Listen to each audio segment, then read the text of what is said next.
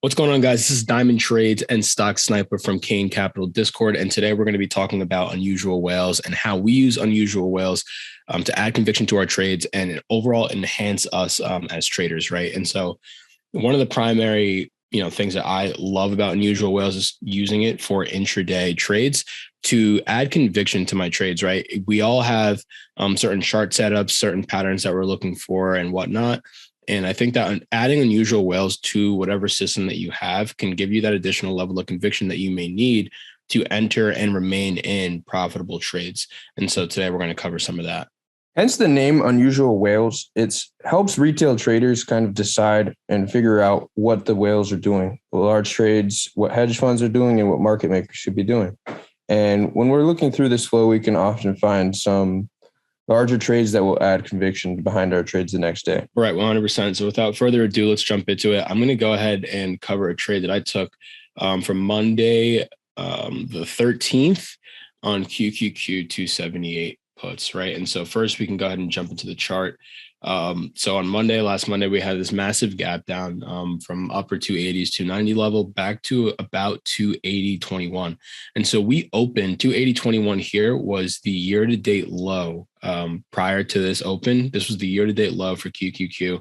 And so I had that mapped up on my chart. After such a large gap down, it can be hard. Price action play out a little bit. I could see that every time that QQQ tried to get going off the lows, bears would step in an aggressive fashion, right? We had a rejection here of 282, really strong. Again, another rejection of 282 here, really strong. You see these long upper wicks showing me that selling pressure is present, even though buyers are trying to get it up off of this support. And so at this point, it kind of looks like it can go either way. I'm leaning bearish, but before I take this trade, I want to jump into unusual whales and take a look at the flow and see if I can decipher some of this price action, which is basically sideways at this point. If I can decipher whether or not whales are betting on this consolidation to break to the upside or the downside. So I jumped into unusual whales and I entered that trade at around 950. And so this is what I would have seen on Monday, the 16th, right before 950, right? You see all of these opening trades here, extremely bearish, right? We have a lot of repeat hits on the 298 puts, which is exactly what I'm looking for. I'm looking for whales, looking to get into a position, repeat bidding on the same contract, showing me that there is some conviction behind their trade, right? Usually, if you have $1 million, $2 million, $3 million that you're trying to put into a position, you're not going to add it all at once. You're going to add it in little increments like we see here. And that's exactly what we have is just repeat bets coming in on the weekly 298 puts with aggressive size, right? 150,000, 150,000, $500,000. So in total, about $1.5, $2 million in premium on the 298s alone. And so that to me signals that there is a lot of bearish activity going on in the options chain. Let's also go ahead and scroll up a little bit closer to the trade. Like I said, I entered at around 950. You can see that pretty much all morning, we just have a ton of bearish prints coming in. And one other thing that I like to pay attention to is a new feature that Unusual Whales added. If you click on the contract date, what will pop up for you is both the intraday contract volume and then the intraday total options volume for that contract. And so you can see intraday exactly what is going on in the options chain, what exactly in terms of calls and puts and in terms of relative to the price of the stock, where people are buying puts, where people are buying calls, and what kind of size that looks like. And so that's something else that I love to check before jumping into the trade. But again, tons and tons of bearish flow in the morning just only adds to my conviction on this trade, right? And so I entered puts on this candle right here. I entered the 278 puts. Again, we ultimately came back above the price where I entered, right? I entered pretty much at this candle close. So we were below 280.21 when I got in. And 2 times we popped over and ultimately were unable to hold, creating a tweezer top here at resistance before ultimately flushing. Again, had I not checked the flow, had I not had conviction on this trade, it's very likely that I could have got stopped out on these 2 candles that wicked up above my entry. But because I was a little bit more confident in this trade, I decided to give it a little bit more room to run. We could not, even though we were wicking up to the upside, we could not break prior resistance. And it was just overall showing general weakness as sellers stepped in every single time that the price tried to move higher.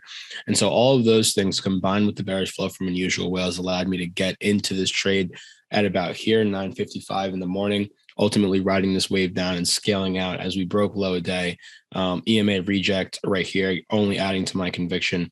This trade ultimately wound up running 112% at the peak right around here. And we ultimately exited this trade right here as QQQ broke above our EMA, showing us that there may be a trend reversal taking place. And so that is the first trade that I wanted to recap. Again, we have the chart set up. We have general weakness. And to be honest, looking at the price action in the morning, even though it is bearish, it does kind of look like it can go in either direction, right? I was leaning bearish, but again, it's not, overwhelmingly blatant. Okay, you should take puts here. So even though I was confident, it wasn't necessarily an A+ setup. What do I do to add conviction to a trade like that? I love to jump into unusual whales. And again, I'm seeing all of these bearish prints coming in off the morning, these repeat hits on the 298s with large size, close expiration. That to me tells me that there is a short-term move to the downside potentially coming in. And so we were able to catch that one for a very nice gain in the Discord. Okay, guys, so the second trade that I'm going to go over here is a short that we took in QQQ on Friday the 17th. Okay, so Friday the 17th was options expiration day and was actually a quad witching options expiration, which is basically when you have options, single stock options, single stock futures options, and then futures contracts all expiring on the same day. And so that provides a lot of volatility for the market. And so we come into quad witching day understanding and expecting it to be quite a volatile day, right? And so we have the open here, a really strong open off of 272 after this gap up. I was unable to catch this morning move, but I did not chase to the upside. I waited and stayed patient for a good setup. This is a gap down that we had on Thursday the 16th, leading into the end of the week, right? And so when we have these gap downs, oftentimes you will see the gap level, the level of the gap will create resistance. And then on this particular case, you can see that we have a supply zone here. Both times that price tried to shoot up to 275, strongly rejected with long upper wicks, creating that supply zone, dumping us down ultimately to 270s. Once we got back up here, I had this price level charted out. I see the supply zone. I see the gap fill level of resistance. And so now prices at resistance, I know that we can expect volatility on quad witching day. Those are two key levels of conviction for me to enter this trade.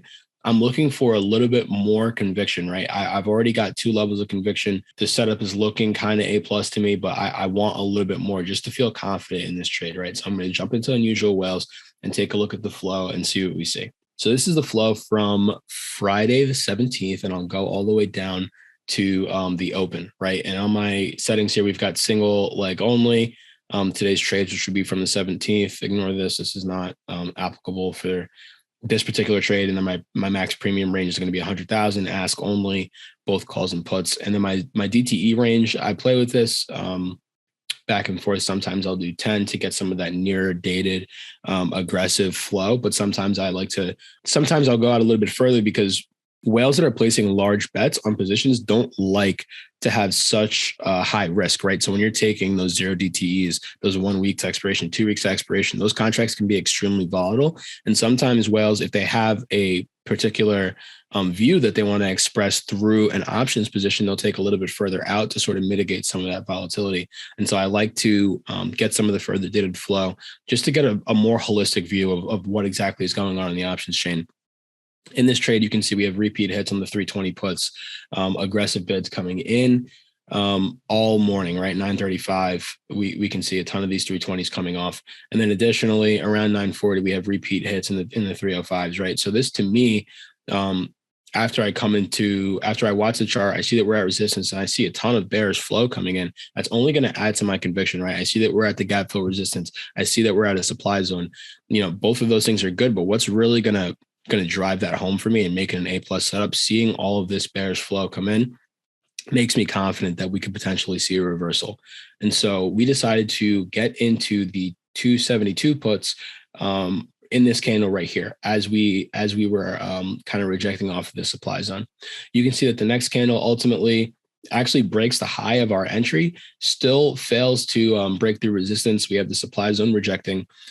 We have the gap fill level rejecting. And then we also have a tweezer top formation coming in on these two candles, which to me is now makes it an A+ setup, right? We've got the tweezer top off of gap fill level resistance, off of supply zone.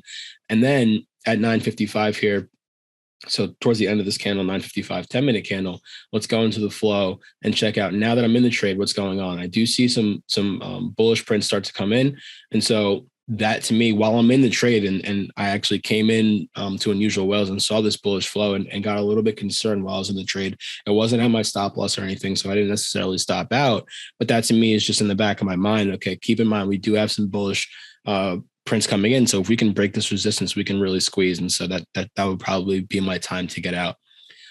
So right before 10 o'clock, though, we do have these 285 repeats. We have massive size in them, and we have their sweeper bets. And so what a sweep is essentially you'll take an order and you'll break it up into smaller little bits and try and get filled at the best price possible, right? So if you want to get into puts, these 285 puts for 60 days out, you can see that the price was at about $20.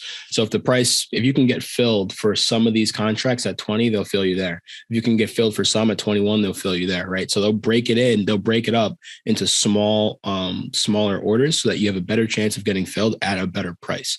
That's exactly what a sweep is. And so seeing a sweep is bullish, particularly when it's performed on the ask. That shows me that somebody's trying to leg into a fairly large position. The fact that was on puts, those repeat hits on the 285s, makes me feel a little bit more confident in this trade. And if you guys will remember, if you were trading during this time, we actually had the options market was acting a little funky, right? We had a lot of people unable to execute orders. And that's actually evident right here on the Unusual Whales intraday options volume chart. You can see that the intraday options volume drops off from about 160, 120, 120,000 all the way down to about 33,000 and about 20,000 in these 10 minutes, in these 20 minutes that the options market was sort of misbehaving, right? And so that phenomenon is actually evident right here on the Unusual Whales intraday options volume chart, right? Because in real time, I saw that my quotes were lagging. I saw that I wasn't able to get filled. I wasn't really sure what was going on. I was hearing that maybe there was something going on in the broader options market, and I see this on Twitter. I see all these notifications, and you can't really be sure. This makes it very clear, black and white, that there was a significant reduction in volume over those 20 minutes, showing that there was definitely something going on with the options chain. But nonetheless, the trade did wind up working out. We rejected resistance, broke our EMAs, and ultimately flushed down to our next demand zone. Here, after filling the gap, these 272 puts ultimately ran about 420% at the peak.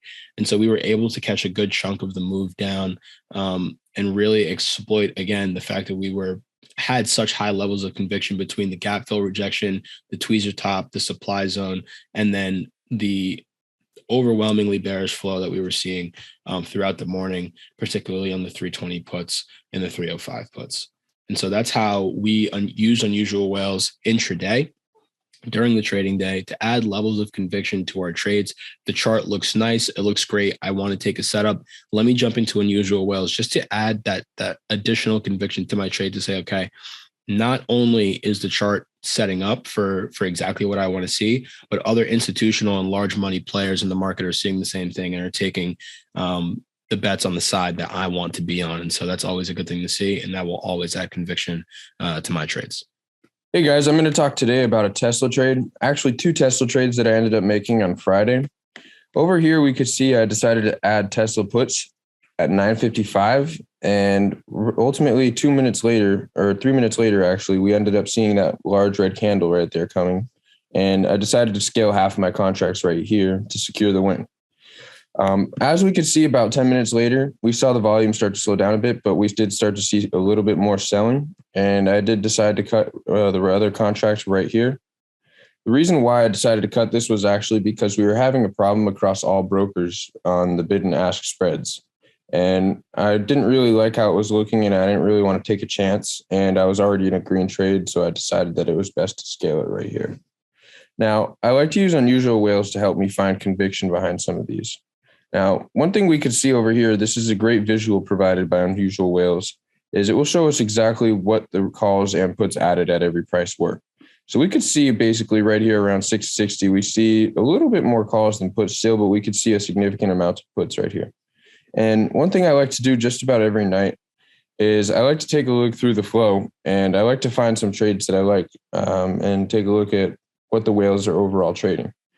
I personally like to filter to the weekly expirations. I like to see 25,000 or more in premium. I like to use single leg only, and I like to look at the ask side. Now, right here, you can see I have a decent amount of different Tesla contracts, and we can see we have some pretty large money on these. And when I'm looking at these the night before, this is overall giving me an idea of seeing Tesla to the downside the next day. When I jump over here on Tesla, we can see around that 660 level, which I'll go back to the chart really quick. We could see that the price was around that 660 level. So we can see at this 660 level right here, we have some more calls than we do have puts, but we could see we have significant option volume right here at this level. Now, I do like to see that significant volume. This does tell us that we're going to see some movement. And when I'm looking at the chart overall right here, we can see that we have that little shooting star and we're seeing some downtrend right after. I do like to watch the 1 minute candles. And so we could see basically 4 minutes from there, I decided to enter the puts. And almost immediately, 3 minutes later, I decided to scale out to secure a pretty large gain after seeing this large candle right here. I want to jump over to a trade that I made later on in the afternoon. We could see at 1340 or 140, I decided to add Tesla puts again. And part of the reason why I like these Tesla puts is not only are we seeing some pretty large red candles coming and some knifing, but when we take a look over at Unusual Whales, we could see, this is a great visual in my opinion by Unusual Whales, but we could see throughout the day, we could see by the time the amount of calls compared versus the amount of puts. And we could see over here that at this very time, this is when we're almost for one of the first times today, we did see the calls or the puts end up outweighing the puts. Not by much, but we did see a significant increase in the puts. And right there is when I decided to add these puts right here. And again, pretty similar to the previous trade, about 5 or 6 minutes later, right here, I decided to scale the rest of these majority of these contracts and get about an 18% win on this. Another one of my favorite features about Unusual Whales here is I like to take a look at some of the most active chains.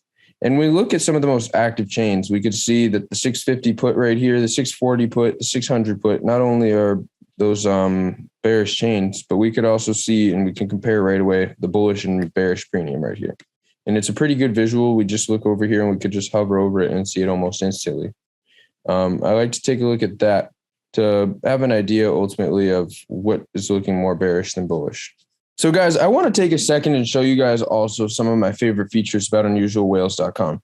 Not only do we have the live flow and the hot chains that are pretty helpful for finding trades intraday and building conviction, I also like to come here and take a look at the Congress emoji.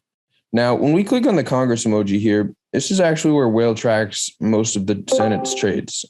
We can look over here. We can find just about everything. But one of the most interesting ones I find here is the Pelosi trades. When we click on the Pelosi trades, first off, we have this visual right here where we can see that Pelosi pretty much outtraded everybody. And we can look over here in the return percent versus year, and we can see that Pelosi pretty much outtraded everybody in options. And I like to take a look throughout here and take a look at Pelosi's trades. And this is just one of my favorite features about unusualwhales.com. And guys, another one of my favorite features, all the way on the bottom of this list, we could see the halts and IPOs. Now, one thing I like that Unusual Whales does right here is it will tell us immediately or just about right away when any stock is halted. And it tells us to the second exactly when it was halted, and it often tells us why it was halted.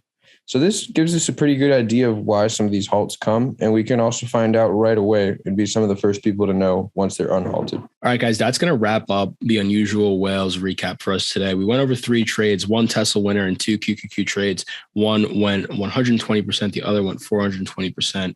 We covered the intraday options volume chart, which can really show you where and when A lot of the bullish and bearish flow is coming into these names. We've also covered the Congress trading feature that Unusual Whales has added, being able to track and trade with some of the most profitable traders of our generation, the Nancy Pelosi's of the world and whatnot. And then we also cover the halts and IPOs section, which can really come in helpful when the small cap market gets hot and names are halting left and right. You can be the first one to know when names are halted, unhalted, and really find that momentum in the small caps market. Thanks again for joining us today. If you liked the video, make sure to like and subscribe, and we'll see you guys next time.